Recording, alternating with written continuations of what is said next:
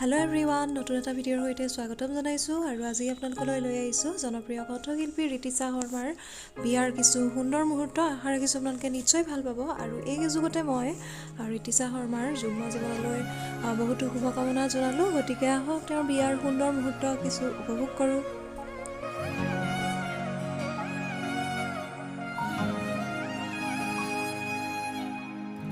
আপুনি আহিব উশাহো বাঢ়িব